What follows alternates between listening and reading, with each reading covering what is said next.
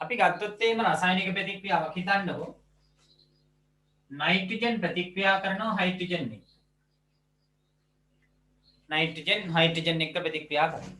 Nitrogen hydrogen එක්ක ප්‍රතික්‍රියා කරලා හැදෙන ඇමෝනියා. නයිට්‍රජන් හයිඩ්‍රජන් එක්ක ප්‍රතික්‍රියා කරලා ඇමෝනියා හැදෙනවා.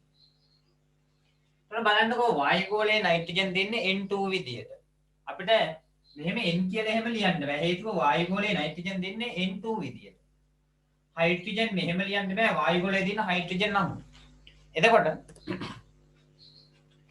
නයිට්‍රජන් හයිඩ්‍රජන් හැදිලා තින්නේ ඇමෝනියා NH3. දැන් බලන්නකෝ මේ පැත්තේ නයිට්‍රජන් අණු කීයද තියෙන්නේ? නයිට්‍රජන් පරමාණු එකයි. මේ පැත්තේ නයිට්‍රජන් පරමාණු දෙකක් තියෙනවා. එතකොට මේ જાතියේ රසායනික ප්‍රතික්‍රියාවක් නිව්වොත් ඒකේ වැරද්දක් තියෙනවා. හේතුව ප්‍රතික්‍රියාව තුලිත නැහැ. ප්‍රතික්‍රියාව තුලිත නැහැ. තුලිත නැහැ කියන්නේ මේ පැත්තේ තියෙන නයිට්‍රජන් ගණන සහ එහා පැත්තේ තියෙන නයිට්‍රජන් ගණන අතර අසමානතාවයක් තමයි තියෙන්නේ. මේ පැත්තේ නයිට්‍රජන් දෙකක් තියෙද්දි මේ පැත්තේ තියෙන්නේ නයිට්‍රජන් එකයි. මේ පැත්තේ හයිඩ්‍රජන් දෙකක් තියෙද්දි මේ පැත්තේ හයිඩ්‍රජන් තුනක් තියෙනවා. එතකොට මෙන්න මේ ප්‍රතික්‍රියාව අපි තුලිත කරන්න ඕන. පරමාණු ගණන සමාන කරන්න ඕන. ඒ කියන්නේ ප්‍රතික්‍රියාවක වල නයිට්‍රජන් දෙකක් නම් තියෙන්නේ එක්ක මේ පැත්තේ දෙකක් තියෙනවා. එහෙම නැත්නම් මේ පැත්තේ නයිට්‍රජන් තියෙන ගාන මේ පැත්තේ තියෙනවා. හයිඩ්‍රජන් වලටත් ඒ කතාව එලෙසම අදාළයි. එතකොට මෙන්න මේ ප්‍රතික්‍රියාවේ මේ පරමාණු සමාන කිරීම සඳහා අපි මෙන්න මේ තැන් වලට එකතු කරන්න ඕනේ මොනවා හරි ඉලක්කම්. එක්ක xy මෙතෙන් එකතු කරනවා z වගේ.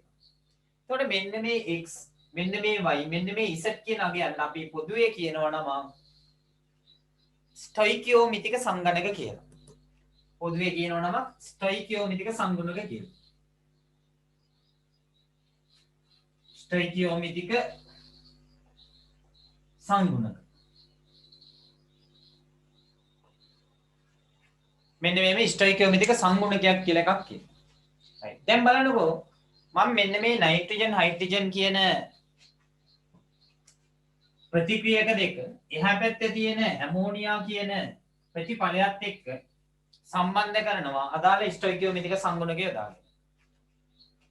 මෙන්න නයිට්‍රජන් මෙන්න හයිඩ්‍රජන් හැදෙනවා ඇමෝනියා. මෙතන නයිට්‍රජන් දෙකක් තියෙනවා. මම එතකොට මෙයාව දෙකෙන් වැඩි කරනවා. දැන් බලන්නකො මේ පැත්තේ නයිට්‍රජන් දෙකක් තියෙනවා. මෙතනත් නයිට්‍රජන් එතකොට දෙකයි. හැබැයි දැන් බලන්නකො මොකද වෙලා තියෙන්නේ කියලා. මේ පැත්තේ හයිඩ්‍රජන් දෙකක් තියෙන්නේ. දෙවරක් තුන මෙතන හයිඩ්‍රජන් තියෙනවා 6ක්. දෙවරක් තුන 6ක්. එයි නා හයිඩ්‍රජන් ගාන වැඩි කරන්න සමාන කරන්න මම 3න් වැඩි කරනවා. එතකොට මෙතන 3 වරක් 2 හයිඩ්‍රජන් 6යි. නයිට්‍රජන් 2යි. නයිට්‍රජන් 2යි හයිඩ්‍රජන් 6යි. එහෙනම් මෙන්න මේ ඉස්සරහින් දාපු සංඛ්‍යා වලට අපි කියන මොනවා කියලාද? ස්ටොයිකියෝමිතික සංගුණකය කියලා. right. ඒක තමයි අපිට ඉස්සල්ලා මෙතන තියෙන්නේ. පිටු අංකය 14. පිටු අංකය 14. ඕනෑම රසායනික ප්‍රතික්‍රියාවක් සිදුවන්නේ එම ප්‍රතික්‍රියාවට දාලා තුලිත රසායනික ප්‍රතික්‍රියාවකට අනුකූලයි. දැන් මෙන්න මේ රසායනික ප්‍රතික්‍රියාව තුලිතයි. කියන්නේ මේකේ තියෙන ප්‍රතික්‍රියක පරමාණු ගණන හෝ අණු ගණන ප්‍රතිඵල අණු ගණනට සමාන වෙනවා. තුලිත රසායනික ප්‍රතික්‍රියාවක ප්‍රතික්‍රියක හා ප්‍රතිඵල අතර සරලම මවුල අනුපාතය එම ප්‍රතික්‍රියාව ස්ටොයිකියෝමිතිය ලෙස හඳුන්වනවා. දැන් මේක මීට වඩා සරල කිරීමේ හැකියාවක් නැහැ. එතකොට මේ සංඛ්‍යාවට ඉස්සරහින් මේ අණුවට ඉස්සරහින් දාන සංඛ්‍යාවට අපි කියනවා ස්ටොයිකියෝමිතික සංගුණකය කියලා. පොඩි මතක් කිරීමක් ඔය ස්ටොයිකියෝමිතිය කියන එතන තියෙනවා. right. අපි යන්නේ ප්‍රතික්‍රියාවක ශීඝ්‍රතාවය කෙරෙහි සාන්ද්‍රණයේ බලපාන. මම ඔයගලන්ට තාප රසායනයේ පාඩමේදී සාන්ද්‍රණය කියන එක කියලා දුන්නා. ඒ වෙනවා මම දන්නවා ඔයගලන්ට හොඳට මතක තියෙනවා. ඒ හින්දා මම ආයෙ කියනවා සාන්ද්‍රණය කියන්නේ මොකක්ද කියලා. සාන්ද්‍රණය. අපි යම්කිසි පරිමාවක් අරගත්තොත් මේක ඒකක පරිමාවක් වෙනවා. v වලගේ එකක් වෙනවා මොනවා හරි ඒකකයකින්. එතකොට ඒකක පරිමාවක ඇති ද්‍රව්‍ය ප්‍රමාණය අපි කියනවා සාන්ද්‍රණය කියලා. ඒකක පරිමාවක තියෙන ද්‍රව්‍ය ප්‍රමාණයට මම කිව්වා සාන්ද්‍රණය කියලා. ඒක මම කියන එකක් නෙමෙයි රසායන විද්‍යාව අර්ථයක් කියනවා. ඒකක පරිමාවක ඇති ද්‍රව්‍ය ප්‍රමාණය. විනාකිරි සහ කැල්සියම් කාබනේට් අතර ප්‍රතික්‍රියාව තමයි අපි ගන්නේ ශීඝ්‍රතාවය කෙරෙහි සාන්ද්‍රණය බලපෑම ගන්න. එතකොට සාන්ද්‍රණය කියන්නේ ඒකක පරිමාවක අඩංගු වන ද්‍රව්‍ය ප්‍රමාණය. දැන් උදාහරණයක් විදිහට හිතන්නකෝ මේ විදිහට. මෙයාගේ පරිමාව v මෙයාගේ පරිමාව v. පරිමා දෙක සමානයි. එතකොට මෙන්න මේකේ තියෙනවා අපි හිතමු අණු මෙච්චරක්. මේකේ තියෙනවා යම්කිසි ද්‍රව්‍යයක අණු ගොඩක්. යම්කිසි ද්‍රව්‍යයක අණු ගොඩක් තියෙනවා. එතකොට මෙන්න මෙයාගේ සාන්ද්‍රණය හිතන්නකෝ සීනි කියලා. මෙතන සීනි අණු අඩුවෙන් තියෙනවා මෙතන සීනි අණු වැඩියෙන් තියෙනවා. එහෙමනම් මෙන්න මේකේ සීනි සාන්ද්‍රණය වැඩි. ඒ කියන්නේ ඒකක පරිමාවක අඩංගු වන ද්‍රව්‍ය ප්‍රමාණය වැඩි. සාන්ද්‍රණය ඒකක අපි විද්‍යාගාර ඒකකයේ ගත්තොත් ඝන ඩෙසිමීටර වලින් මෙන්නලා මෙයා මවුල වලින් මෙන්නාම එන්නේ මවුල ඝන ඩෙසිමීටරයට. නමුත් මේක මන්න ඒකකයේ විදිහට අපි ගන්නවා ඝන මීටර මෙතන මවුල. එතකොට එනවා ඝන මීටරයට මවුල. ඝන මීටරයට මවුල. නමුත් මේකකයේ භාවිතා කරන්නේ අඩුවෙන් මෙන්න මෙයා තමයි වැඩිපුර භාවිතා කරන්නේ සාන්ද්‍රණය මැනීම සඳහා. right. එතකොට විනාකිරි සහ කැල්සියම් කාබනේට් අතර ප්‍රතික්‍රියාවයි ගන්න. විනාකිරි කියන්නේ කැල්සියම් කාබනේට් කියන්නේ CaCO3. විනාකිරි කියන්නේ ඇසිටික් අම්ලය CH3COOH. එතකොට කාබනේටයක් අම්ලයක් එක්ක ප්‍රතික්‍රියා කරපුවම කාබන් ඩයොක්සයිඩ් පිට වෙනවා කියලා මම එදත් කිව්වා. විනාකිරි කියන්නේ දුර්වල අම්ලයක්. ඒ වගේම විනාකිරි කියන්නේ කාබනික අම්ලයක්. එතකොට විනාකිරි කාබනික අම්ලයක් කියන්නේ මේකේ ප්‍රධාන වශයෙන් කාබන් අඩංගු වෙනවා. මේකේ ක්‍රියාකාරී කාණ්ඩය වෙන්නේ COOH කියන කාණ්ඩය. CH3COOH. ඒ කියන්නේ කාබොක්සිලික් අම්ල කාණ්ඩයක් තියෙනවා. ඒින්ද එයාට අපි කියනවා කාබනික අම්ලයක් කියලා. දැන් අපි HCl ගත්තොත් එහෙම H2SO4 ගත්තොත් එහෙම මේවා අකාබනික අම්ල. ඒවයේ කාබන් අඩංගු වෙන්නේ නැහැ. කාබන් සම්භවයක් නැහැ. මේ අම්ල ප්‍රබල අම්ල. සැර වැඩි. හැබැයි මෙයා දුබල අම්ල. ඒින්ද තමයි අච්චාරුවේ මදන්න අම්ම ගන්න විනාකිරි. right. ඔන්න කතන්දරේ කිව්වා දුබල අම්ලයක් කියලා කිව්වා විනාකිරි. ඒ වගේම විනාකිරි කැල්සියම් කාබනේට් එක්ක ප්‍රතික්‍රියා කරපුවාම කාබන් ඩයොක්සයිඩ් පිට වෙනවා කියලා කිව්වා. එහෙමනම් අපි බලනවා මෙතන එකිනෙකට වෙනස් සාන්ද්‍රණ සහිත ඇසිටික් අම්ල ද්‍රාවණ දෙකක් හදාගන්න. ඒක අපිට මෙහෙම කරන්න පුළුවන්. අපි ගන්නවා ඇසිටික් අම්ලය ටිකක්. යම් කිසි පරිමාවක් ගන්න. හිතන්නකො මෙතෙන්ට ගන්නවා කියලා ඝන සෙන්ටිමීටර 10ක්. මේකට ජලය එකතු කරනවා ඝන සෙන්ටිමීටර 90ක්. මෙන්න මේ තිබ්බ 10 මෙන්න තියෙන 90. මෙතන ඔක්කොම කීයක් වෙනවද? 100ක් වෙනවා. 90යි 10යි 100යි. මේකෙන් ගන්නවා තව 10ක්. මේ රාවණයෙන් තව 10ක් ගන්න. දැන් ඉස්සලා ගත්තේ මෙයාගෙන් 10ක් ගත්තා මෙතෙන්. දැන් ඒකෙන් ගන්නවා 10ක් ආයෙ මෙතෙන්. ඒකල ඒක 100ක් වෙනකල් ආයෙ ජලය දානවා. කොච්චරද දාන්නේ අනුව. එතකොට මෙයාගේ ඇසිටික් අම්ල සාන්ද්‍රණය වැඩි. මෙයාගේ ඇසිටික් අම්ල සාන්ද්‍රණය මොකද වෙන්නේ? අඩුයි. එහෙමනම් මෙන්න මේ අවස්ථාවේදී මෙයාගේ ඇසිටික් අම්ල සාන්ද්‍රණය වැඩි. මෙයාගේ ඇසිටික් අම්ල සාන්ද්‍රණය මොකද වෙන්නේ? අඩුයි. එහෙනම් දැන් සාන්ද්‍රණ එකිනෙකට වෙනස් ද්‍රාවණ දෙකක් තමයි තියෙන්නේ. සාන්ද්‍රණ එකිනෙකට වෙනස් ද්‍රාවණ දෙකක් තමයි තියෙන්නේ. right. අපි අරගන්නවා හේතු ප්ලාස්කු දෙකක්. ඒ නැත්තම් පරීක්ෂණ නල දෙකක් ගත්තත් හරි. ඒකල ඒ දෙකට දානවා සමාන ප්‍රමාණ වලින් කැල්සියම් කාබනේට් එක්ක කුඩු එහෙම නැත්තම් කැට. කැල්සියම් කාබනේට් කුඩු හෝ කැට දානවා. මෙන්න එක හේතු ප්ලාස්කුවක්. මෙන්න අනිත් හේතු ප්ලාස්කුව. මේකට හිතන්නකෝ කැල්සියම් කාබනේට් කැට දාලා දෙනවා MS ස්කන්ධයක්. ඒ හා සමාන අපි කියනවා සරල සම. කැල්සියම් කාබනේට් කැට MS ස්කන්ධයක් දානවා.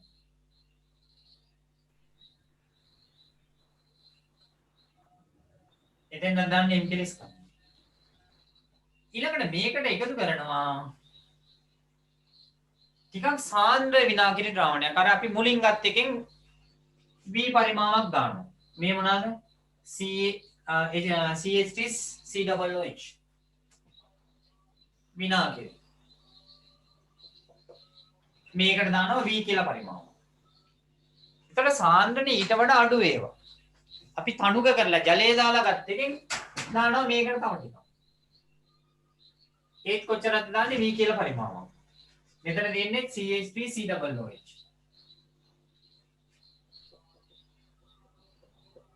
ඒ දෙන්නේ 3 පරිමාව. මේකට දාන්න. දැන් අපිට බලා ගන්න පුළුවන් අවස්ථා දෙකේදීම කාබන් ඩයොක්සයිඩ් හෙවත් වායු බුබුළු පිට වෙනවා. අවස්ථා දෙකේදීම වායු බුබුළු පිට වෙනවා. මේක වඩා සාන්ද්‍ර වුණොත් එimhe මේකේ වායු බුබුළු පිට වෙන වේගය ඉතාමත්ම වැඩි. මෙයාගේ තනුක වුණොත් එimhe වායු බුබුළු පිට වෙන්නේ ඉතාමත්ම සෙමින්. සරල පරීක්ෂාවක් තියෙනවා. right එහෙනම් ලියමු අවශ්‍ය ද්‍රව්‍ය. අවශ්‍ය ද්‍රව්‍ය. ලියන්න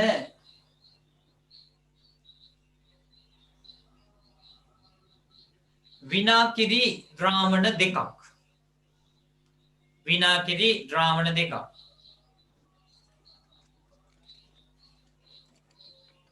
විනාකිරි ද්‍රාවණ දෙකක්. වරන් ඇතුළට දාගන්න එකිනෙකට වෙනස් සාන්ද්‍රණ සහිත.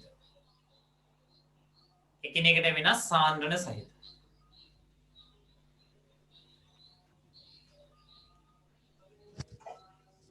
ප්‍රශ්නයක් කිව්වේ නෑ මම ප්‍රශ්න නෙවෙයි මේ කියන්නේ මේ 14 වෙනි පිටුවේ පරීක්ෂණය සඳහා අවශ්‍ය ද්‍රව්‍ය. එකිනෙකට වෙනස් ද්‍රාවණ දෙකක්. ඊළඟට කැල්සියම් කාබනේට් ස්පටික කිහිපයක්. කැල්සියම් කාබනේට් ස්පටික කිහිපයක්.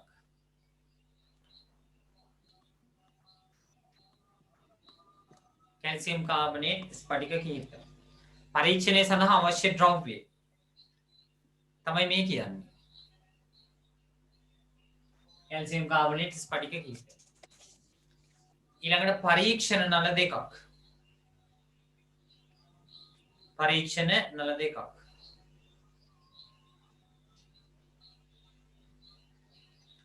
ඊළඟට කේතු ප්ලාස්කු දෙකක්.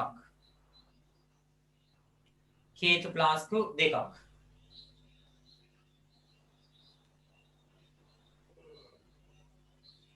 කේතු ප්ලාස්කු දෙකක්.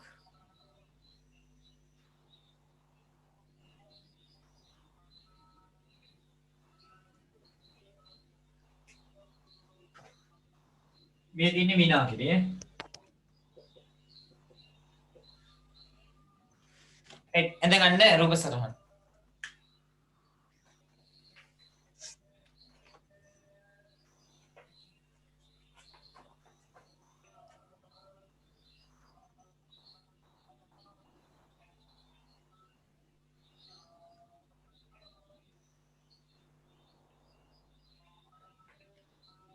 මේ ද්‍රාවණය නම් කරගන්න A කියලා මම නෝට් එකේ ඒ විදිහට දෙන්නම්. මේ ද්‍රාවණය නම් කරගන්න B කියලා.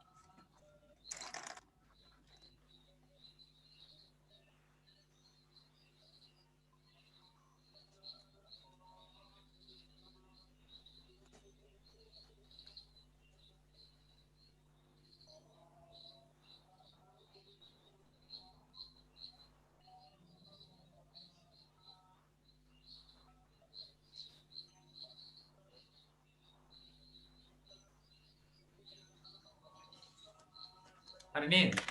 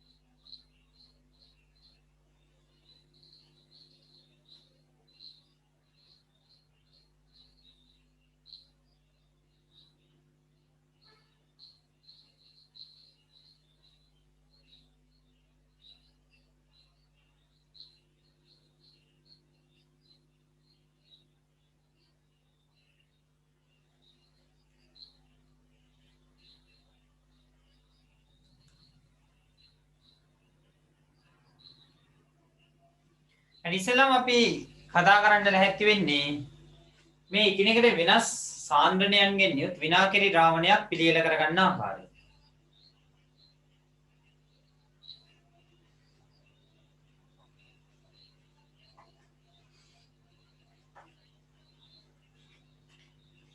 ඒ බලන්න එහා පැත්තේ පිටුවේ 15 වෙනි පිටුවේ ඉඳ තියෙනවා ක්‍රමය ලියන්න.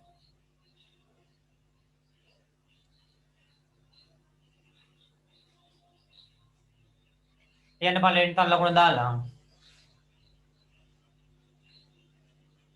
විනාකිරි ද්‍රාවණයක් ගෙන විනාකිරි ද්‍රාවණයක් ගෙන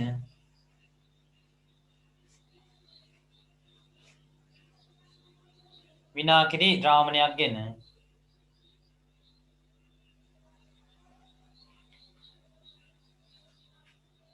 ඉන් ඝන සෙන්ටිමීටර 20ක් පරීක්ෂණ නලයකට ගෙන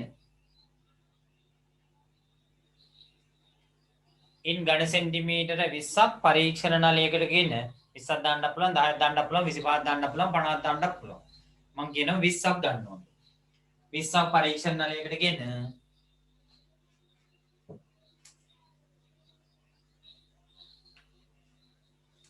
එහි පරිමාව ඝන සෙන්ටිමීටර 100ක් දක්වා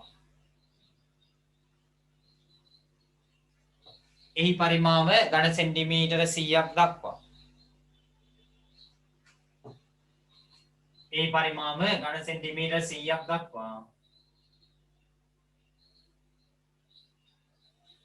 ජලය එකතු කරනු ලැබේ. එහි පරිමාව ඝන සෙන්ටිමීටර 100ක් දක්වා ජලය එකතු කරනු ලැබේ.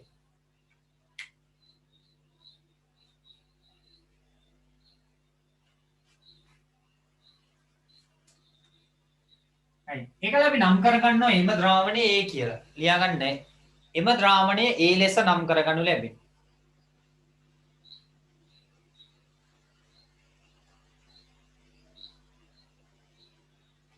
එම ද්‍රාවණය A ලෙස නම් කරගනු ලැබේ.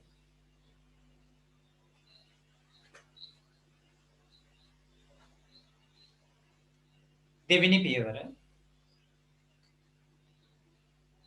එසේ සාදාගත් ඒ ද්‍රාවණයෙන් එසේ සාදාගත් ඒ ද්‍රාවණයෙන් එසේ සාදාගත් ඒ ද්‍රාවණයෙන්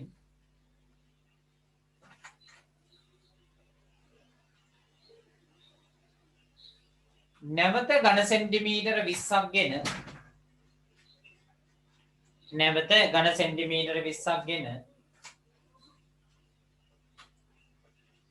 නැවත ඝන සෙන්ටිමීටර 20ක් ගෙන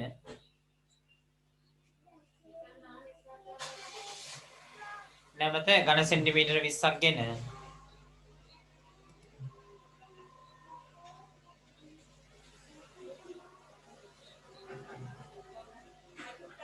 නැවත ඝන සෙන්ටිමීටර 20ක් ගෙන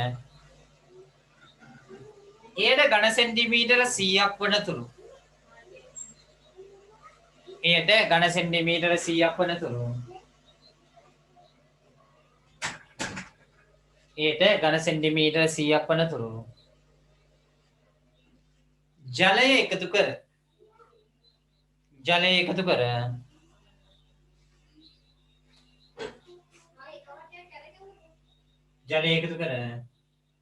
වඩා තනුක B ද්‍රාවණය සාදා ගනු ලැබේ. වඩා තනුක B ද්‍රාවණය සාදා ගනු ලැබේ.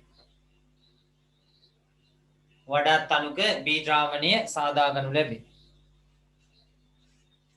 එන්න දැන් බලන්නකො අපිට A කියලා සාන්ද්‍ර විනාගිරි ද්‍රාවණයක් තියෙනවා. B කියලා කියනවා තනුක විනාගිරි ද්‍රාවණයක් තියෙනවා. දෙකම එක නෑනේ. මෙයාගේ විනාගිරි දෙන්නේ සාන්ද්‍රණය වැඩි. මෙයාගේ විනාගිරි සාන්ද්‍රණය අඩුයි. මොකද මේ මුල් විනාගිරි ද්‍රාවණයේ මෙතන තියෙන්නේ ඝන සෙන්ටිමීටර 20ක් විනාගිරි. ඉතිරි 80 තියෙන්නේ ජලය. මේකෙන් ගත්තාම 20ක් මේ 20 මේ ඔක්කොගෙම මේක තියෙන එකෙන් 20ක් තමයි විනාගිරි. තව 80ක් එනවා ජලය. එතකොට මෙයාගේ විනාගිරි සාන්ද්‍රණය වැඩි, මෙයාගේ විනාගිරි සාන්ද්‍රණය අඩුයි. එහෙනම් මේකට අපි කියනවා සාන්ද්‍ර විනාගිරි ද්‍රාවණය කියලා. මේකට කියනවා අපි තනුක විනාගිරි ද්‍රාවණය කියලා. ඊට පස්සේ කරන්නේ එක සමාන ස්කන්ධයන්ගෙන් යුත් කැල්සියම් කාබනේට් මාබල් එහෙම නැත්නම් කැල්සියම් කාබනේට් ස්පටික ටිකක් අරගෙන ඇටෝමේ පරිදි දානවා මොනවාද? කේතු ප්ලාස්කු දෙක. එතන ඒ ද්‍රාවණයෙන් V පරිමාවක් අපි තුමු ඝන සෙන්ටිමීටර 60ක් දානවා කියලා. මොකද මේකේ තව 20ක් ගත්තාම 80ක් තියෙනවනේ. මේකෙනුත් දානවා ඝන සෙන්ටිමීටර කීයද? 60ක්. දාලා ඉවරලා මට ඒ රූප සරණේ පොඩ්ඩක් අඳින්න අමතක වුණා. මෙන්න මේ කේතු ප්ලාස්කු දෙකම දාන්නේ ජල තාපකයක. එක ජල බීකරයකට දාන්න. මොකද අපිට ඒකේ උෂ්ණත්වය එතකොට නියත කරගන්න පුළුවන් මේවා තාපදායක ප්‍රතික්‍රියා නිසා. අර ඉස්සල්ලා රූප සරණේ මේ ජල තාපකයක් දෙන්නේ. ජල බීකරය. දැන් ජල තාපකය කියලා කියනවා. ඒක පොඩ්ඩක් අඳ ගන්න.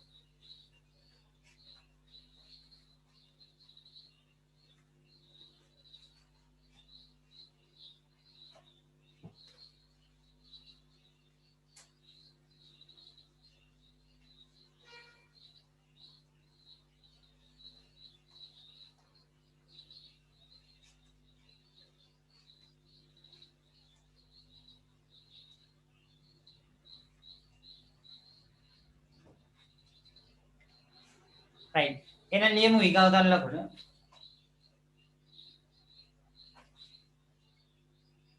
රූපේ පරිදි කේතු ප්ලාස්කු දෙකක් ගෙන රූපේ පරිදි කේතු ප්ලාස්කු දෙකක් ගෙන රූපේ පරිදි කේතු ප්ලාස්කු දෙකක් ගෙන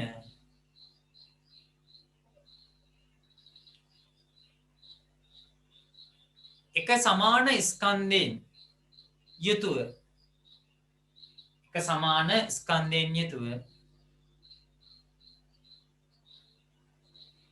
එක සමාන ස්කන්ධයෙන් යුතුව කැල්සියම් කාබනේට් ස්පටික කැල්සියම් කාබනේට් ස්පටික කැල්සියම් කාබනේට් ස්පටික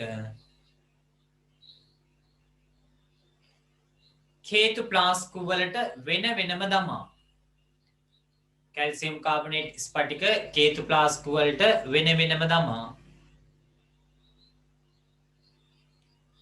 කැල්සියම් කාබනේට් ස්පටික කේතු ප්ලාස්කු වලට වෙන වෙනම දමා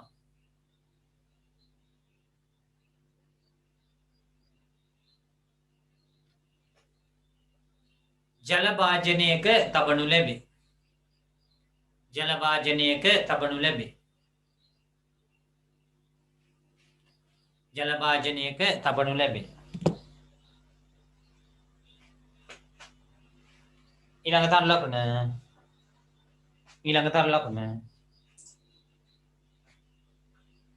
ඉන්පසු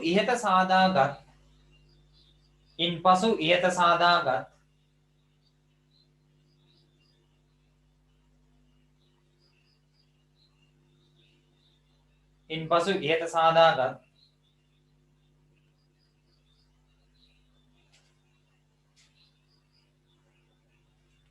විනාකිරි ද්‍රාවණ දෙකෙන් විනාකිරි ද්‍රාවණ දෙකෙන්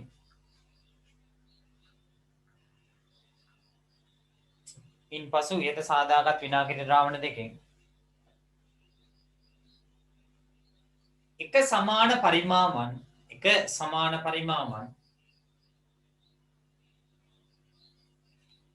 එක සමාන පරිමාවන්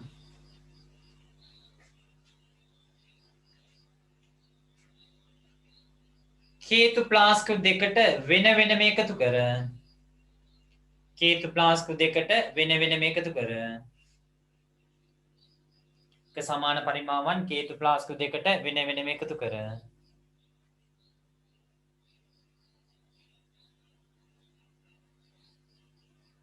වායු බුබුලු පිටවීම නිරීක්ෂණය කරනු ලැබේ. වායු බුබුලු පිටවීම නිරීක්ෂණය කරනු ලැබේ.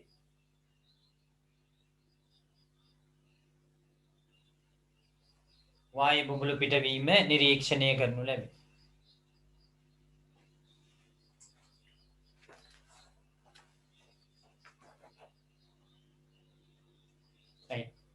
එතකොට අපිට බලා ගන්න පුළුවන් ඒ ද්‍රාවණයේ සාන්ද්‍රණයේ වැඩිව තිබ්බේ. එහෙනම් අපි හිතමු මේකට දාන්නේ කියලා එයි. මෙයා තමයි වැඩි සාන්ද්‍රණයෙන් යුත් විනාකිරි ද්‍රාවණය. මෙයා තමයි B. තනුක විනාකිරි ද්‍රාවණය. මෙයා මේකට දැම්මොත් මෙයා මේකට දැම්මොත් මෙන්න මෙයාගේ වායු බුබුලු පිට වෙන වේගය මොකද වෙන්නේ? වැඩි වෙනවා. මෙයාගේ වායු බුබුලු පිට වෙන වේගය වැඩි වෙනවා. මෙයාගේ වායු බුබුලු පිට වෙන්නේ සාපේක්ෂව වන් වේගය. දැන් ලියා ගන්න නිරීක්ෂණය.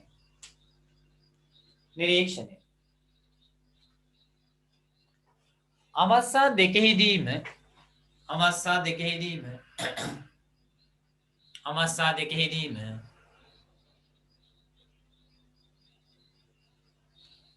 වායු බුබුලු පිටවීම නිරීක්ෂණය කළ හැක. අවස්ථා දෙකෙහිදීම වායු බුබුලු පිටවීම නිරීක්ෂණය කළ හැක. අවස්ථා දෙකෙහිදීම වායු බුබුලු පිටවීම නිරීක්ෂණය කළ හැක.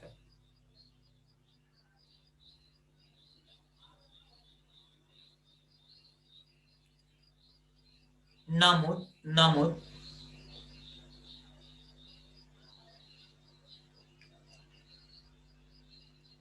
ඒ විනාකිරි ද්‍රාවණය කැපිටල් A විනාකිරි ද්‍රාවණය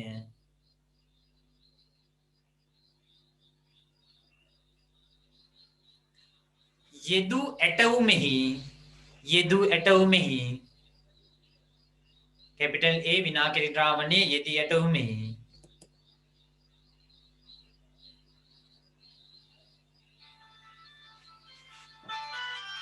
වඩා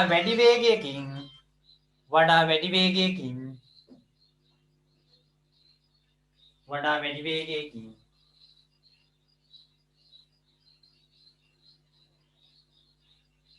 වායු බුබුලු පිටවීම නිරීක්ෂණය කළ හැක.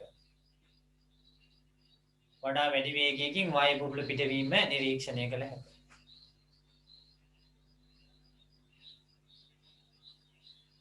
එහෙනම් මොකද අපි නිගමනය කරන්න පුළුවන් වෙන්නේ? ප්‍රතික්‍රියකවල සාන්ද්‍රණයේ වැඩි වෙද්දී, ඒ කියන්නේ විනාකිරි වල සාන්ද්‍රණය වැඩි වෙද්දී ප්‍රතික්‍රියා වේගය මොකද වෙන්නේ? වැඩි වෙනවා. එහෙනම් එන්න නිගමන කියන දැන්න එතන ලියමු. මේ අනුව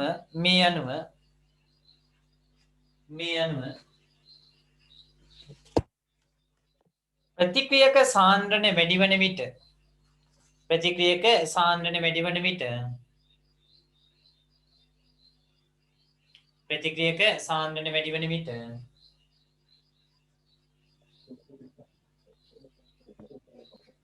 ප්‍රතික්‍රියාවේ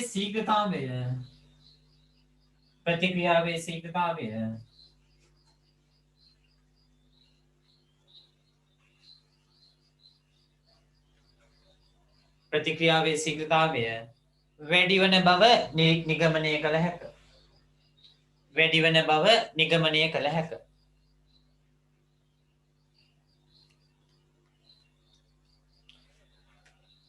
මේකෙන් කියවෙන්නේ අපි ගත්තොත් එන්න මෙහෙම තියෙන මොකක් හරි වාදනයක් කියලා හිතන්නකෝ. එතකොට මේ පරිමාව තුල වැඩි අනුසංඛ්‍යාවක් තියෙනවා කියන්නේ ඒකේ සාන්ද්‍රණිය වැඩි. වැඩි අනුසංඛ්‍යාවක් තියෙනවා කියන්නේ එයාගේ සාන්ද්‍රණිය වැඩි. එතකොට මේකේ සාන්ද්‍රණිය වැඩි වුණාම මේ අණු අතර ප්‍රතික්‍රියාවක් සිදුවීම සඳහා මූලික අවශ්‍යතා තුනයි. මොකද්ද පළවෙනි එක? ප්‍රතික්‍රියක අණු එකිනෙක හා ගැටෙන්න ඕන. දෙවෙනි එක සුදුසු දිශානතියක් අණුව ගැටෙන්න ඕන. තුන්වෙනි එක ගැටුමට සහභාගී වන ප්‍රතික්‍රියක අණු වල මධ්‍යස්ථ චාලක ශක්තිය ප්‍රතික්‍රියාවේ සක්‍රීය ශක්තියට වඩා වැඩි වෙනවා. එතකොට සාන්ද්‍රණිය වැඩි වුණාම මේකේ සිදුවන ගැටුම් සංඛ්‍යාව වැඩි වෙනවා. ඒ වගේම තමයි ගැටුම් සංඛ්‍යාව වැඩි වීමේදී සුදුසු දිශානතියකට අනුව සිදුවන ගැටුම් සංඛ්‍යාවවත් සඵල ගැටුම් සංඛ්‍යාව වැඩි වෙනවා. ඒ කියන්නේ සඵල ගැටුම් සංඛ්‍යාව වැඩි වෙනින් දා ප්‍රතික්‍රියා ශීඝ්‍රතාවය මොකද වෙන්නේ? වැඩි වෙනවා. එහෙනම් බලන්න ඊගාව කොටස රසායනික ප්‍රතික්‍රියාවක ප්‍රතික්‍රියක සාන්ද්‍රණය වැඩි වෙන විට ප්‍රතික්‍රියාවේ ශීඝ්‍රතාවය වැඩි වේ පහදන්න. එහෙනම් ලියමු එතන යටින් ප්‍රතික්‍රියක සාන්ද්‍රණය වැඩි කළ විට ප්‍රතික්‍රියක සාන්ද්‍රණය වැඩි කළ විට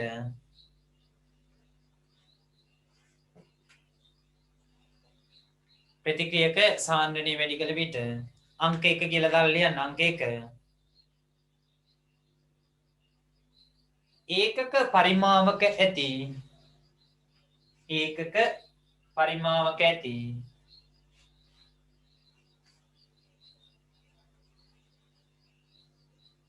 ඒකක පරිමාවක ඇති අණු සංඛ්‍යාව වැඩි වේ. ඒකක පරිමාවක ඇති අණු සංඛ්‍යාව වැඩි වේ. ඒකක පරිමාවක ඇති අණු සංඛ්‍යාව වැඩි වේ.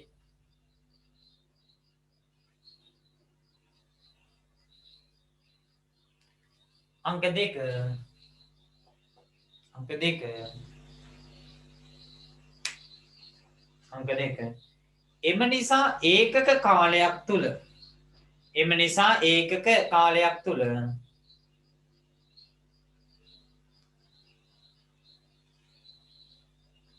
එම නිසා ඒකක කාලයක් තුල ඒකක පරිමාවක සිදුවන ඒකක පරිමාවක සිදුවන ඒකක පරිමාවක සිදුවන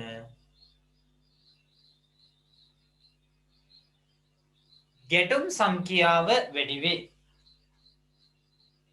ඒකක පරිමාවක සිදුවන ගැටුම් සංඛ්‍යාව වැඩි වේ.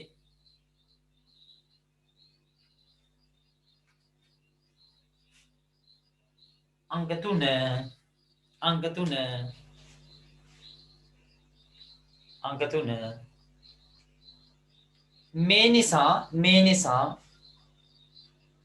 මේ නිසා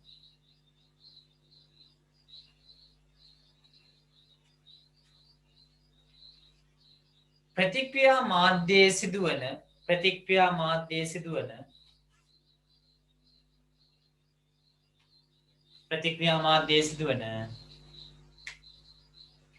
සඵල ගැටුම් සංඛ්‍යාව වැඩි වේ. සඵල ගැටුම් සංඛ්‍යාව වැඩි වේ. මේ නිසා ප්‍රතික්‍රියා මාධ්‍යයේ සිදුවන සඵල ගැටුම් සංඛ්‍යාව වැඩි වේ.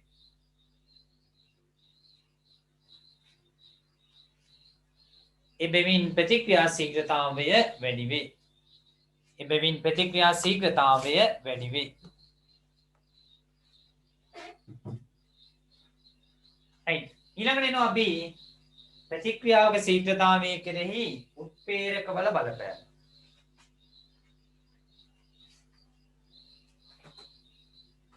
දැන් අපි දන්නවනේ අපි කරන යම් වැඩවල වේගය වැඩි කරනෝනේ සමහරක් දේවල්. සමහරක් දේවල් මගින් අපි කරන වැඩවල වේගය වෙනස් කරනවා. මට පොඩි උදාහරණයක් දෙන්න පුළුවන් මේක මේ වගේ.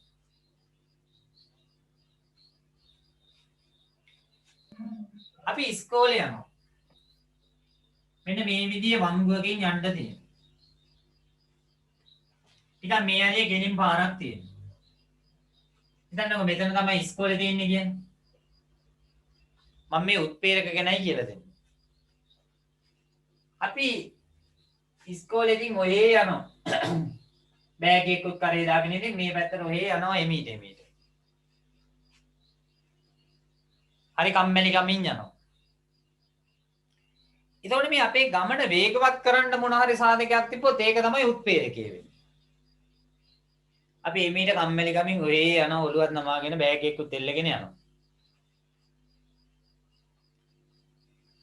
right. එතකොට අපි දකිනවා යාන්තමට වගේ බෙල් එක ගහනවා උත්පේරකයක් වෙනවා.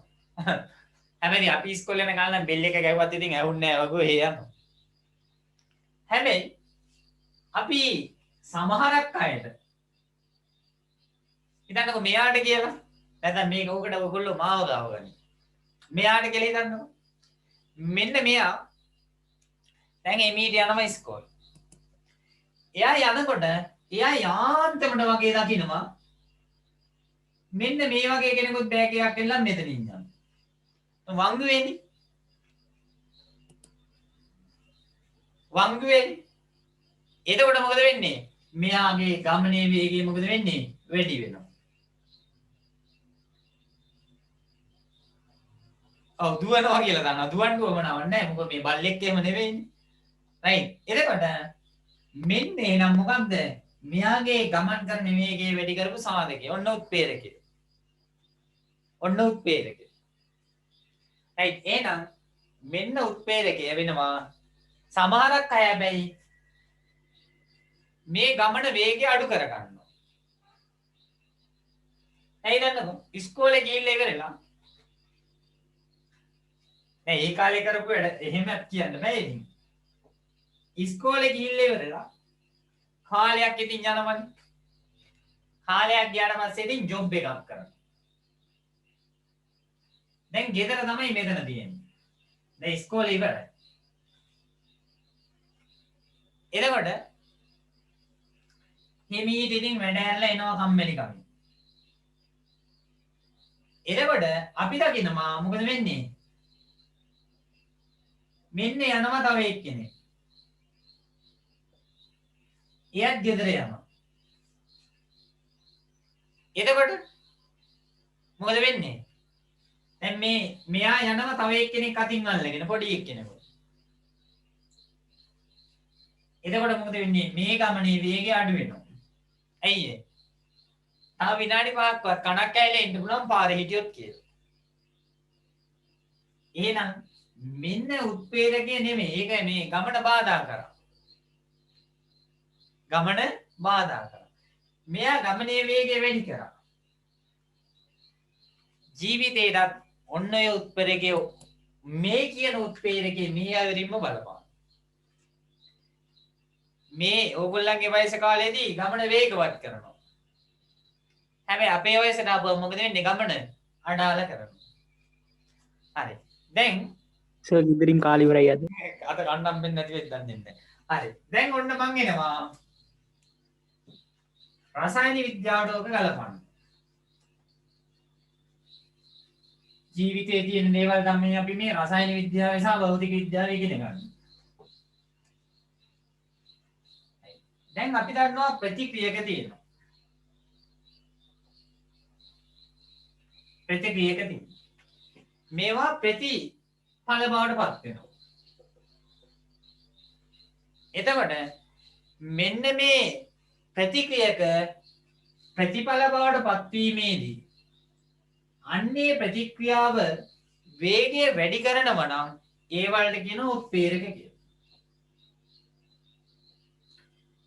යම්කිසි ප්‍රතික්‍රියාවක ප්‍රතික්‍රියාවේ ශීඝ්‍රතාවය හෙවත් වේගය වැඩි කරනවා නම් අපි ඒ වලට කියනවා උත්පේරක කියලා. හැබැයි මේ උත්පේරක මගින් කරන්නේ මෙන්න මේ ප්‍රතික්‍රියාවේ පවතිනවා සක්‍රීයන ශක්තිය. සක්‍රීයන ශක්තිය. එතකොට මේ උත්පේරකයට පුළුවන් වෙන්න ඕනේ මෙන්න මේ කියන සක්‍රීයන ශක්තිය පහත හෙලන්න. අඩු කරන්න. සක්‍රීයන ශක්තිය කියන එක මම ගිය සතියේ කියලා දුන්නා. ප්‍රතික්‍රියක සහ ප්‍රතිඵල බවට පත්වීමේදී ඒ අතර පවතින ශක්ති බාධාවට තමයි අපි කිව්වේ සක්‍රීය ශක්තිය කියලා සරලව. වඩා හොඳ අර්ථ දැක්වීමක් දුන්නා. එනවන යම්කිසි ප්‍රතික්‍රියාවක සක්‍රීය ශක්තිය අඩු කරමින් එහෙම නැත්නම් සක්‍රීය ශක්තිය පහත හෙළමින් ප්‍රතික්‍රියක ප්‍රතිඵල බවට පත් කරනු ලබන රසායනික ද්‍රව්‍යයන් වලට අපි කියනවා උත්ප්‍රේරක කියලා. මේවා කාබනික ද්‍රව්‍ය වෙන්නත් පුළුවන්. එහෙම නැත්නම් අකාබනික ද්‍රව්‍ය වෙන්නත් පුළුවන්. කාබනික ද්‍රව්‍ය වෙන්නත් පුළුවන්, අකාබනික ද්‍රව්‍ය වෙන්නත් පුළුවන්. පැහැදිලිද? right. එන්න උත්ප්‍රේරක. පිටු අංකය 15. ප්‍රතික්‍රියාවක ශීඝ්‍රතාවය කෙරෙහි උත්ප්‍රේරක වල බලපෑම. ලියන්න උත්ප්‍රේරක යන්න. ලියන්න යම් රසායනික ප්‍රතික්‍රියාවක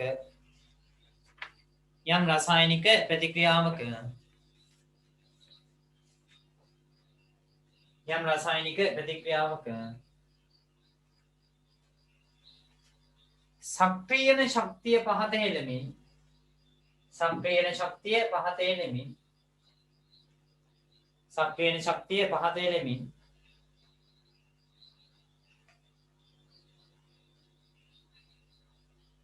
ප්‍රතික්‍රියාවේ ශීඝ්‍රතාවය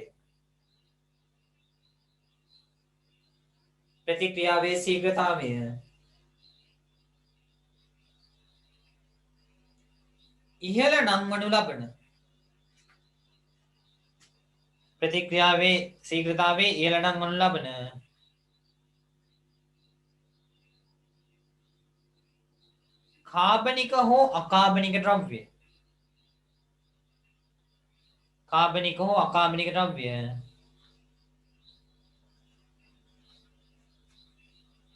උත්ප්‍රේරක ලෙස හඳුන්වනු ලැබේ. කාබනික හෝ අකාබනික ද්‍රව්‍ය උත්ප්‍රේරක ලෙස හඳුන්වනු ලැබේ.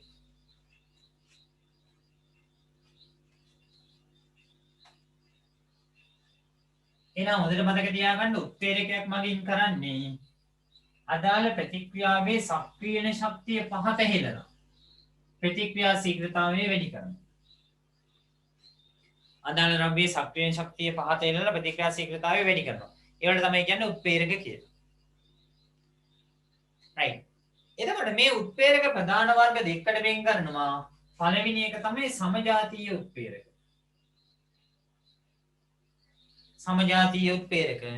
දෙවෙනි එක තමයි විෂම ජාතීය උත්ප්‍රේරක.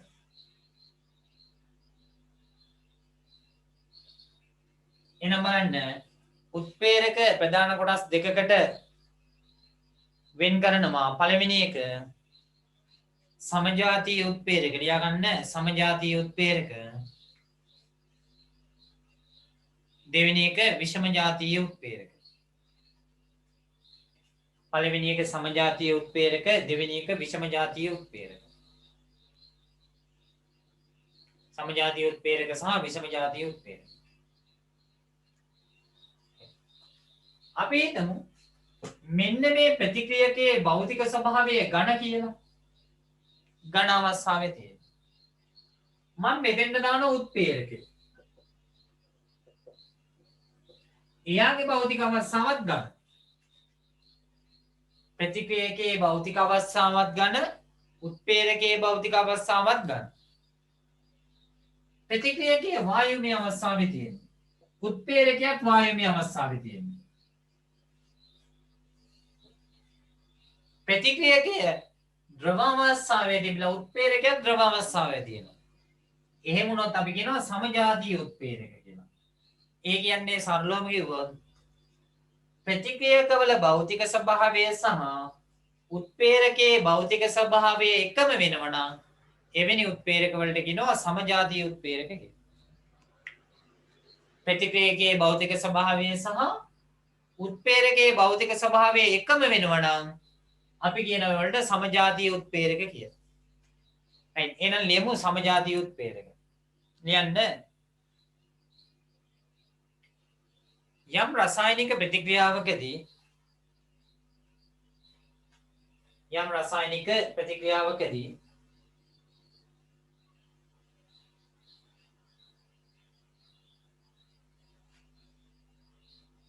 ප්‍රතික්‍රියක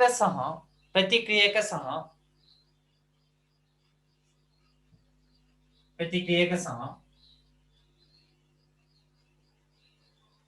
උත්ප්‍රේරකයේ ප්‍රතික්‍රියක සහ උත්ප්‍රේරකයේ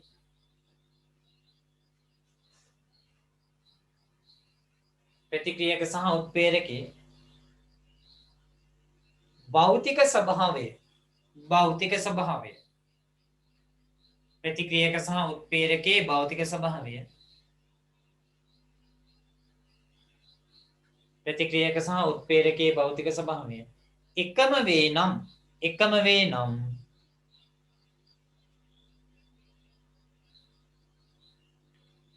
ඒවා සමජාතීය උත්ප්‍රේරක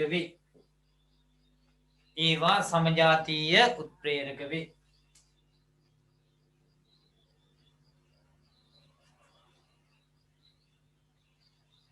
එවනම් ප්‍රතික්‍රියකයේ සහ උත්ප්‍රේරකයේ භෞතික ස්වභාවය එකම වෙනවා. එයින් අපි කියන ඒවාට මොනවා කියලාද? සමජාතීය උත්ප්‍රේරක කියලා. මෙන්න මේ සමජාතීය උත්ප්‍රේරක ගත්තාම ප්‍රධාන අවස්ථා තුනක් තියෙනවා. සමජාතීය ඝන උත්ප්‍රේරක, සමජාතීය ද්‍රව උත්ප්‍රේරක සමග සමජාතීය වායු උත්ප්‍රේරක. සමජාතීය ඝන උත්ප්‍රේරක, සමජාතීය ද්‍රව උත්ප්‍රේරක සමග සමජාතීය වායුමය උත්ප්‍රේරක. right. මෙතෙන් කියන්නේ ප්‍රතික්‍රියකවල භෞතික ස්වභාවය ගන්න. ප්‍රතික්‍රියකයේ භෞතික ස්වභාවය ගන්න. මෙන්න හැදෙනවා ප්‍රතිඵල. මේ තියෙන උත්ප්‍රේරකය. මේ උත්ප්‍රේරකයේ භෞතික ස්වභාවය ගන්න වෙනවා. එහෙනම් ප්‍රතික්‍රියක තියෙන්නේ ඝන අවස්ථාවේ, උත්ප්‍රේරකයේ තියෙන්නේ ඝන අවස්ථාවේ. එහෙනම් මේකට අපි කියනවා මොකක්ද? සමජාතීය ඝන උත්ප්‍රේරකයක් කියලා. ප්‍රතික්‍රියකයේ තියෙන ද්‍රව අවස්ථාවේ. ද්‍රව අවස්ථාව කියන්නේ අපි L කියලා දානවා ලික්විඩ්. එහෙම නැත්නම් AQ කියලා දැම්මොත් මේක ජලීය අවස්ථාව. මෙන්න ප්‍රතිඵලය. උත්ප්‍රේරකයක් තියෙන්නේ ද්‍රව අවස්ථාවේ. එහෙනම් ප්‍රතික්‍රියකයේ භෞතික ස්වභාවයක් ද්‍රව, උත්ප්‍රේරකයේ භෞතික ස්වභාවයක් ද්‍රව. එහෙනම් මේකට අපි කියනවා සමජාතීය ද්‍රව උත්ප්‍රේරකයක් කියලා. ප්‍රතික්‍රියකයේ තියෙනවා. එයා වායු අවස්ථාවේ තියෙන්නේ G කියලා ගන්නේ ගෑසස් කියන්නේ. ප්‍රතිඵල හැදෙනවා. උත්ප්‍රේරකයක් තියෙන්නේ වායුමය අවස්ථාවේ. එහෙනම් ඒකට අපි කියනවා සමජාතීය වායුමය උත්ප්‍රේරකයක් කියලා. බලන්න එනම් සමජාතීය උත්ප්‍රේරක ප්‍රධාන වර්ග තුනක් යටතේ නැවත වර්ග කරන්න පුළුවන්. සමජාතීය ඝන උත්ප්‍රේරක.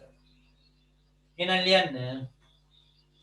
ඒ අර්ථය ලියන්න සමජාතීය ඝන උත්ප්‍රේරක යම් රසායනික විපර්යාසයකදී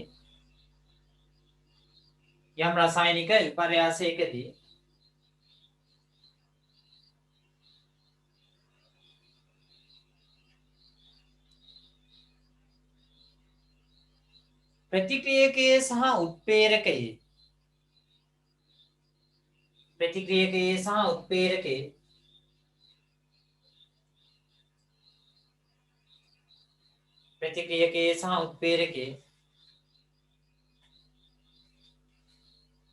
භෞතික ස්වභාවය ඝන වේ නම්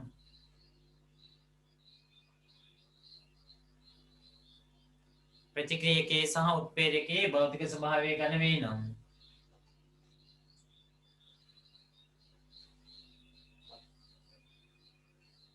ඒ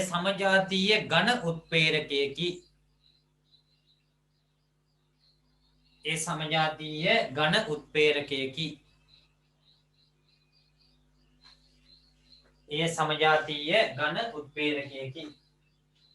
ඉතින් ලියාගන්න මෙන්න මෙයා. ප්‍රතික්‍රියක ඝන, උත්ප්‍රේරකයක් ඝන, ප්‍රතිඵල මොන වුණත් අදාළ වෙන්නේ නැහැ. සමජාතීය ඝන උත්ප්‍රේරකයක්. බහුවර්ණ වලට අහනවා.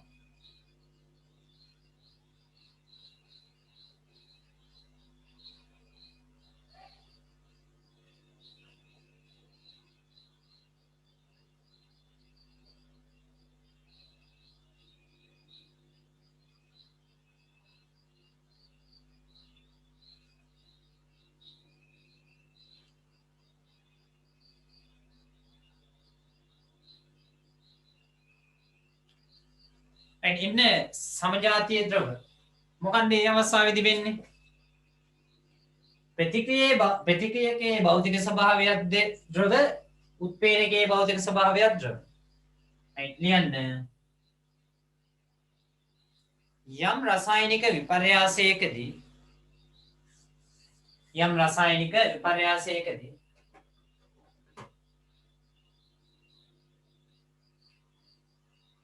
ප්‍රතික්‍රියකයේ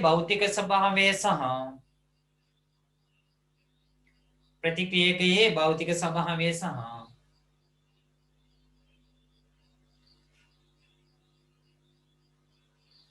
උත්ප්‍රේරකයේ භෞතික ස්වභාවය ප්‍රතික්‍රියකයේ භෞතික ස්වභාවය සහ උත්ප්‍රේරකයේ භෞතික ස්වභාවය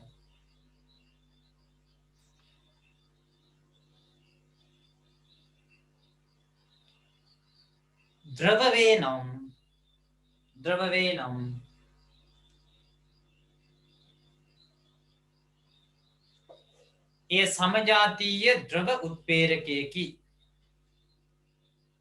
ඒ සමජාතීය ද්‍රව උත්ප්‍රේරකයකි. ලියගන්න මෙන්න මෙයා. සමජාතීය ද්‍රව උත්ප්‍රේරකය.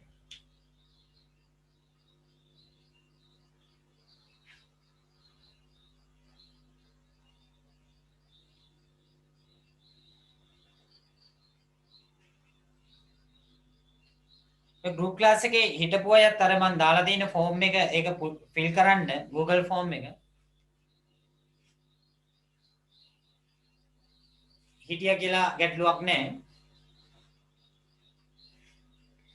ප්‍රතික්‍රියකයේ භෞතික ස්වභාවය සහ උත්ප්‍රේරකයේ භෞතික ස්වභාවය ද්‍රව වෙනම නම් ඒ අවස්ථාවේදී අපි කියනවා මේකට සමජාතීය ද්‍රව උත්ප්‍රේරකයක් කියලා. ප්‍රතික්‍රියකයේ භෞතික මම මේ ලියපු නැති ලියා ගන්න. ප්‍රතික්‍රියකයේ භෞතික ස්වභාවය ද්‍රව, උත්ප්‍රේරකයේ භෞතික ස්වභාවය ද්‍රව වෙනවා. එහෙනම් මේ අවස්ථාවේදී අපි උත්ප්‍රේරකයට කියනවා සමජාතීය ද්‍රව උත්ප්‍රේරකයක් කියලා. එන්න බලන්න ඊගාව අවස්ථාව.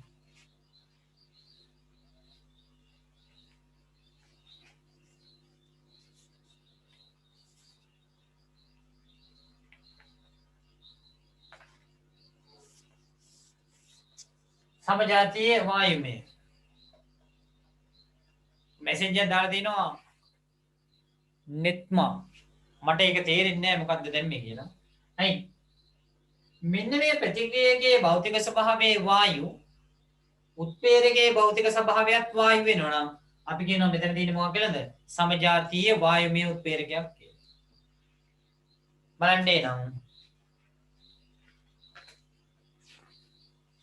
සමජාතීය වායුමය උත්ප්‍රේරක ලියාගන්න.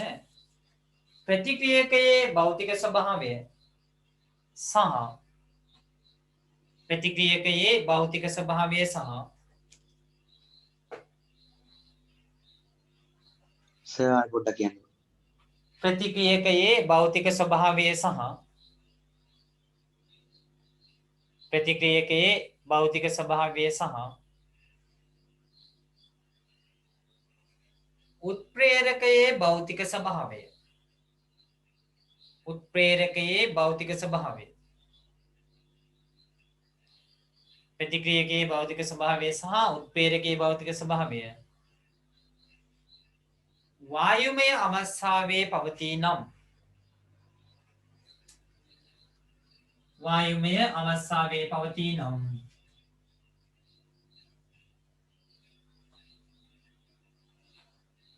වායුමය අවස්ථාවේ පවතී නම් ඒ සමජාතීය වායුමය උත්ප්‍රේරකයකි.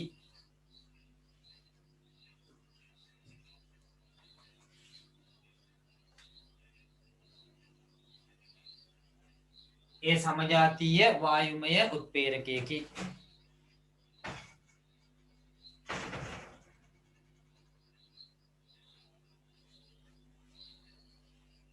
ඒ සමජාතීය වායුමය උත්ප්‍රේරකයකි. ඊළඟට මෙන්න මේ අවස්ථාව.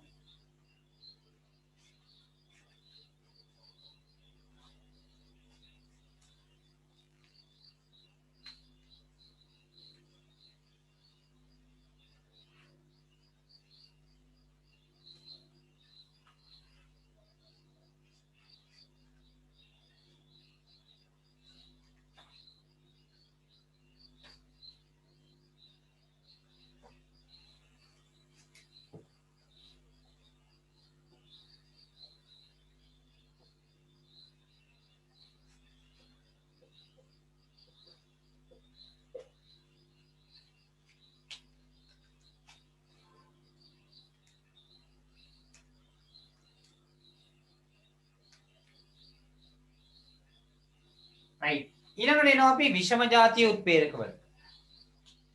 දැන් ප්‍රතික්‍රියකයේ භෞතික ස්වභාවය ඝන වෙලා මෙන්න මේ උත්ප්‍රේරකය ඝන නොවන අවස්ථාවකදී පොතේ කියන්නේ එදිට බලන් ද්‍රව සහ වායුනේ. එක්කෝ මෙයා ද්‍රවයක් වෙනවා එක්කෝ මෙයා වායුවක් වෙනවා. එහෙමවත් අපි මේකට කියනවා මොකද්ද? විෂම ජාතිය උත්ප්‍රේරකයක් කියලා. එහෙනම් ප්‍රතික්‍රියකයේ භෞතික ස්වභාවය සහ උත්ප්‍රේරකයේ භෞතික ස්වභාවය එකිනෙකට වෙනස් නම් එවැනි අවස්ථාවකදී අපි කියනවා මොකක් කියලාද? විෂම ජාතිය උත්ප්‍රේරකයක් කියලා. එහෙනම් ලියන්න විෂම ජාතිය උත්ප්‍රේරක. ප්‍රතික්‍රියකයේ භෞතික ස්වභාවය සහ ප්‍රතික්‍රියකයේ භෞතික ස්වභාවය සහ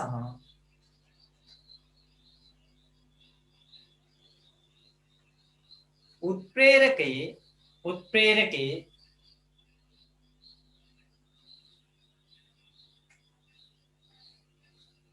භෞතික ස්වභාවය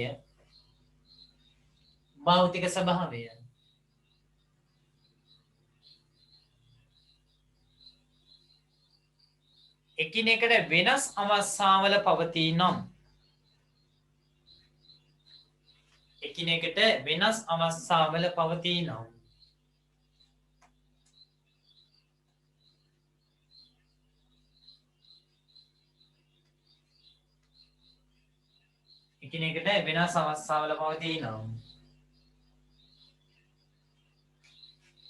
එය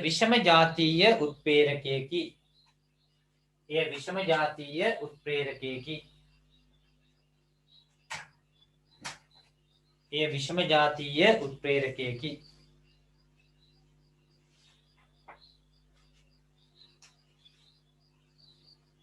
ලියාගන්න මෙයා තියෙන්නේ ඝන අවස්ථාවේ උත්ප්‍රේරකය එක්කෝ වායු එහෙම නැත්නම් ද්‍රව.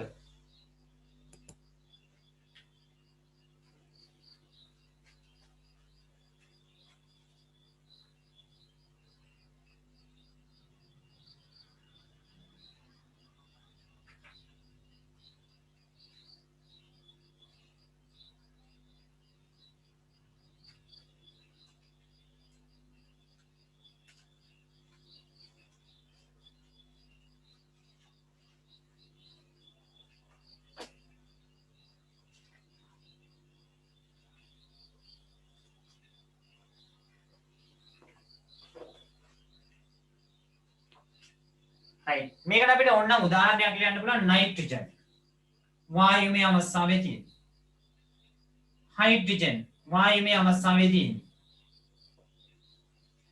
හැදෙනවා ඇමෝනියා තේරි වායුමය අවස්ථාවේ තියෙන එක අපිට වැඩක් නැහැ. මෙතෙන්දී මේ දෙන්න තින්නේ වායුමය අවස්ථාවේනේ. මේකට ගන්න උත්ප්‍රේරකයේ විතරේ යකඩ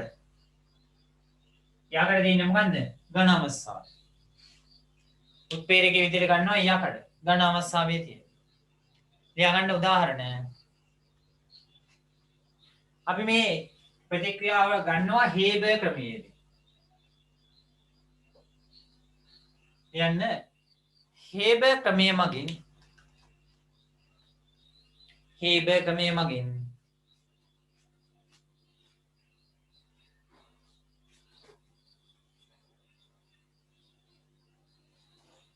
ඇමෝනියා නිපදවීමේදී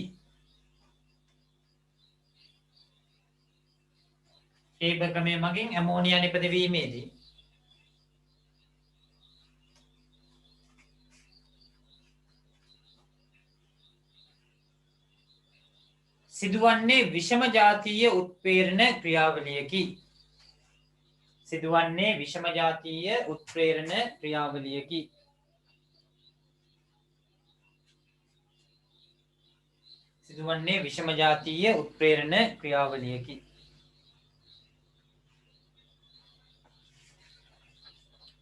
යගන්න නයිට්‍රජන් හයිඩ්‍රජන් යකඩ තමයි උත්ප්‍රේරකය වෙන්නේ.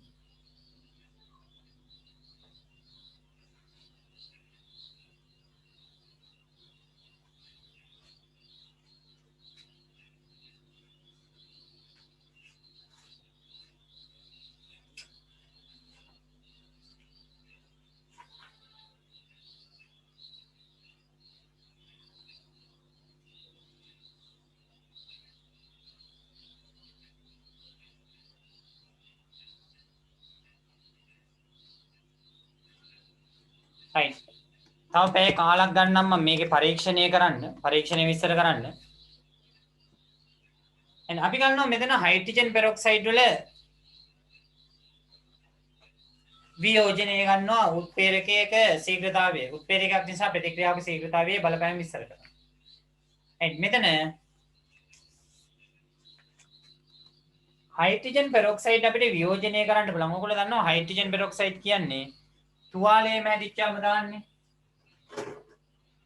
අපේ නෙමෙයි වෙන කාගේ හරි කෙනෙක්ගේ තුවාලයක් ඇති වුණාම අපිට අක් ගාලා හයිඩ්‍රජන් පෙරොක්සයිඩ් ටිකක් දානවා. ඇයි ඒ? තුවාලය හොඳ වෙන්න නෙමෙයි. ධනවනේ හොඳට. ඒ නිසා. හයිඩ්‍රජන් පෙරොක්සයිඩ් වියෝජනයේදී ඇති වෙන්නේ ඔක්සිජන් සහ ජලය. H2O2 hydrogen peroxide. මෙයා ජලය සහ ඔක්සිජන් බවට තමයි වියෝජනය වෙන්නේ. මෙන්න මේ හයිඩ්‍රජන් පෙරොක්සයිඩ් වියෝජනය අපිට ගන්න පුළුවන්. හයිඩ්‍රජන් පෙරොක්සයිඩ් සමාන ද්‍රාවණ දෙකක් ගන්න.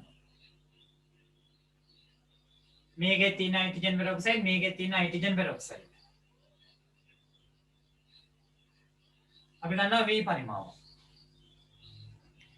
එකකට දානවා හයිඩ්‍රජන් පෙරොක්සයිඩ් වියෝජනය සෝඩියම් හයිඩ්‍රොක්සයිඩ් දානවා. නැත්නම් මැංගනීස් ඩයොක්සයිඩ් කුඩු ටිකක් දානවා MnO2. මේක මම හිතන්නේ ඔයගොල්ලෝ O level පන්තියේදී දානවා.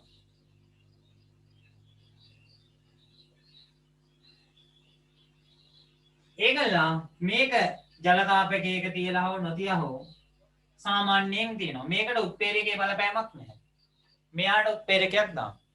සාමාන්‍යයෙන් විසරිත ආලෝකයේ වැටෙන තැන තිබ්බම මේකේ බුබුලු පිට වෙනවා මේකෙත් බුබුලු පිට වෙනවා.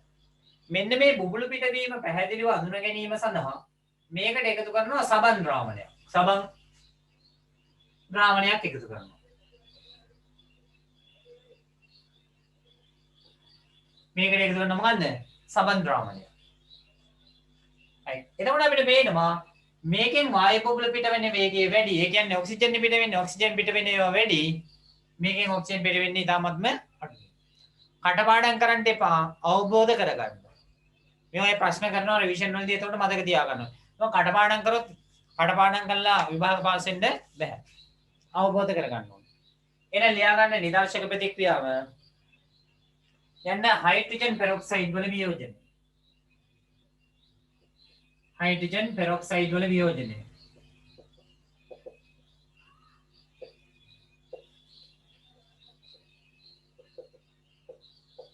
ඒකලා පරීක්ෂණයක් ප්‍රතික්‍රියාවක් ලියා ගන්න.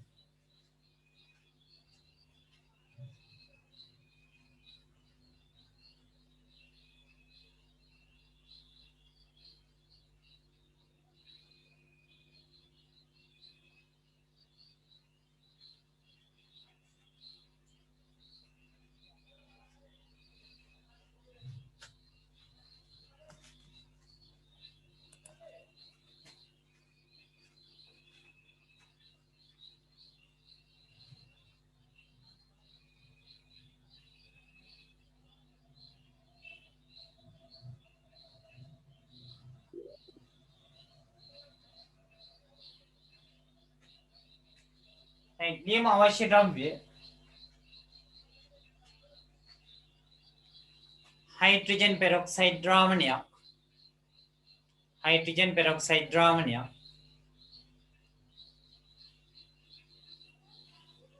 Hydrogen peroxide ද්‍රාවණයක්.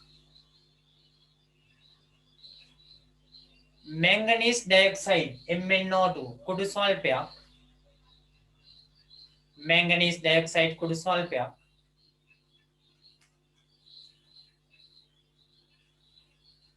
සබන් ද්‍රාවණයක්. සබන් ද්‍රාවණයක්.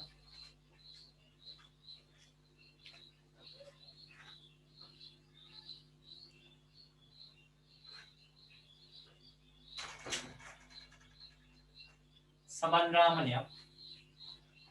පරීක්ෂණ නල දෙකක්. පරීක්ෂණ නල දෙකක්. සහ ජල භාජනයක්. සහ ජල භාජනයක්. ඇඳගන්න රූප සටහන.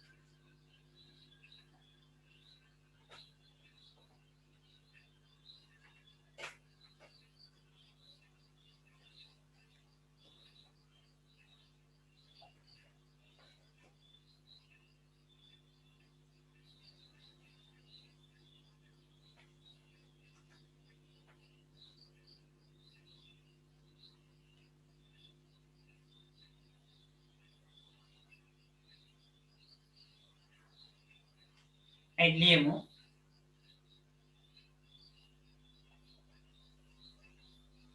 පළවෙනි තලකුණ හයිඩ්‍රජන් පෙරොක්සයිඩ් ද්‍රාවණයකින් හයිඩ්‍රජන් පෙරොක්සයිඩ් ද්‍රාවණයකින්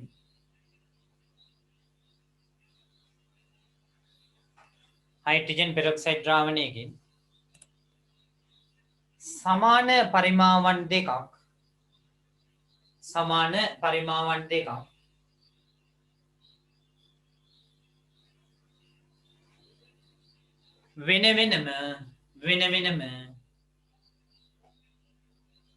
වෙන වෙනම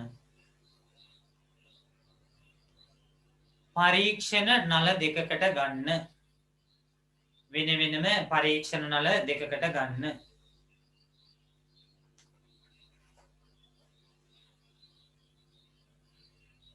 ඊගාදන් ලකුණ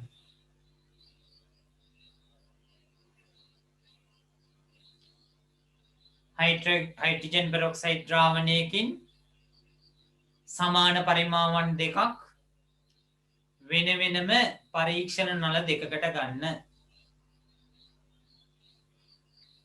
හයිඩ්‍රජන් පෙරොක්සයිඩ් ද්‍රාවණයකින් සමාන පරිමාවන් දෙකක් වෙන වෙනම පරීක්ෂණ නල දෙකකට ගන්න.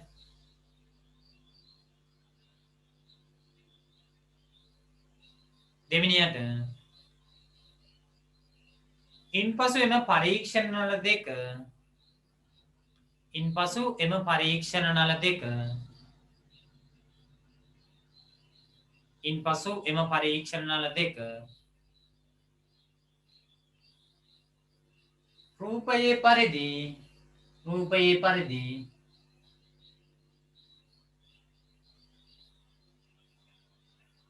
රූපයේ පරිදි ජල භාජනයක ගිල්වන්න.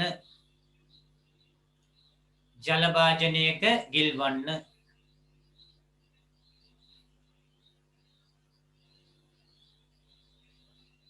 ජල භාජනයක ගිල්වන්න.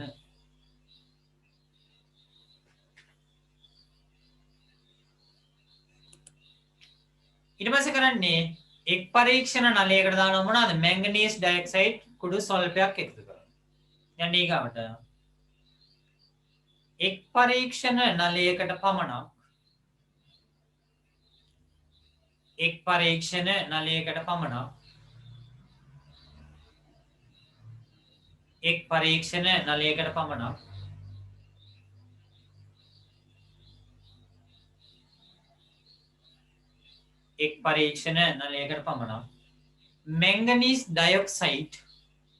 මැංගනීස් ඩයොක්සයිඩ්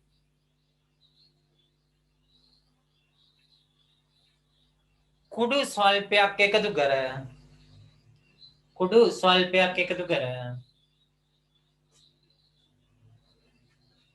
ස්වල්පයක් එකතු කර වායු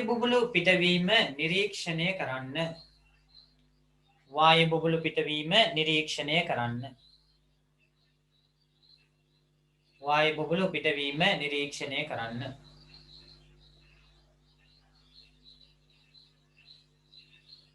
එහෙනම් අපිට බලා ගන්න පුළුවන් මෙන්න මේ මැංගනීස් ඩයොක්සයිඩ් කුඩු එකතු කරන නලේ වායු බබළු පිටවීමේ ශීඝ්‍රතාවය මොකද වෙන්නේ? වැඩි. එහෙනම් ලියමු නිරීක්ෂණය.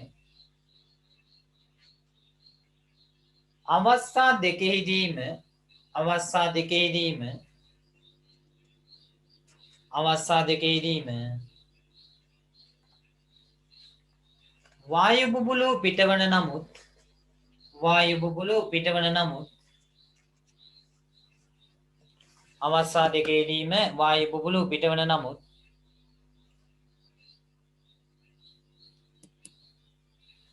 මැංගනීස් ඩයොක්සයිඩ් එකතු කළ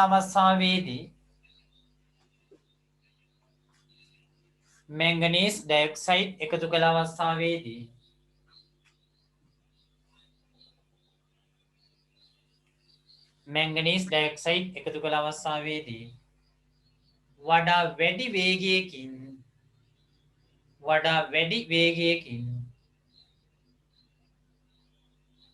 වඩා වැඩි වේගයකින් වායු බබළු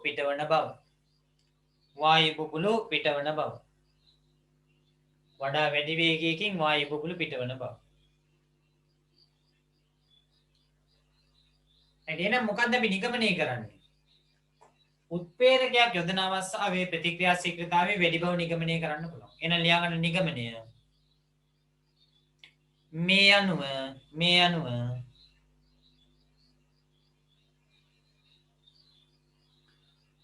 උත්ප්‍රේරකය යොදනු ලබන අවස්ථාවේදී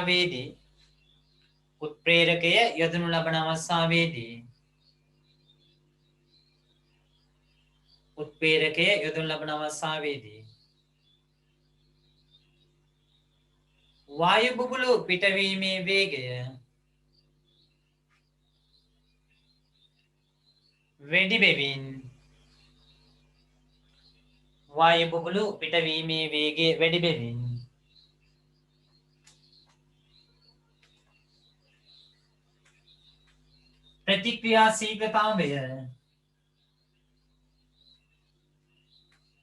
ප්‍රතික්‍රියා ශීඝ්‍රතාවය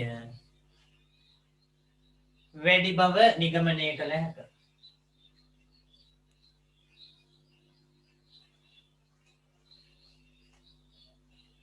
ප්‍රතික්‍රියා ශීඝ්‍රතාවය වැඩි බව නිගමනය කළ හැක.